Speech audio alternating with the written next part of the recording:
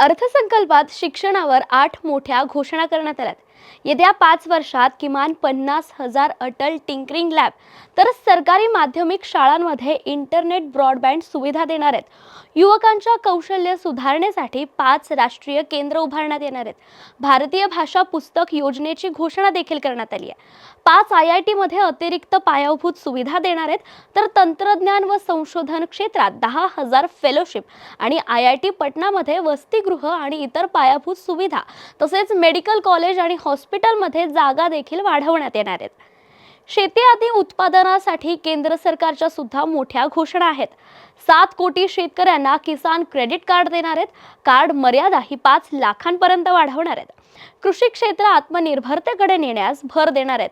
डाळी, युरिया आणि डाळिंब उत्पादनात आत्मनिर्भरता देखील आणणार आहेत। कापूस उत्पादकता वाढवण्यास आणि मार्केटिंगवर देखील भर देणार आहेत। तर 5 वर्षांचा आराखडा हे आखणार आहेत। राज्यांसोबतच PM कृषी धान्य योजना सुरू करणार आहेत। 1.7 कोटी शेतकऱ्यांना लाभ मिळणार आहे। 4 मच्छीमारांसाठी स्पेशल इकॉनॉमिक झोन, डेअरी आणि मत्स्यपालनासाठी 5 लाखांपर्यंत कर्ज देणार आहेत। केंद्रीय अर्थमंत्री निर्मला सीतारामन यांनी आज देशात अर्थसंकल्प सादर केला।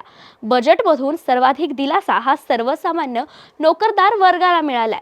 सरकारने 12 लाखांपर्यंतचं उत्पन्न करमुक्त करण्याची घोषणा केली आहे, तर 12 लाखांपर्यंतच्या नोकरदारांना कोणताही टॅक्स आता भरावा लागणार नाहीये।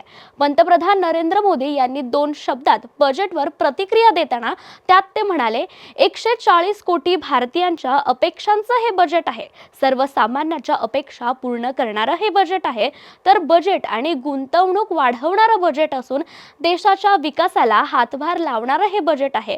बजेट हे सरकारची तिजोरी भरणारं असतं, मात्र हे बजेट याच्या उलट आहे। सर्वसामान्यांचा खिसा नेहमी कसा भरलेला राहील यावर भर देणारं हे बजेट आहे।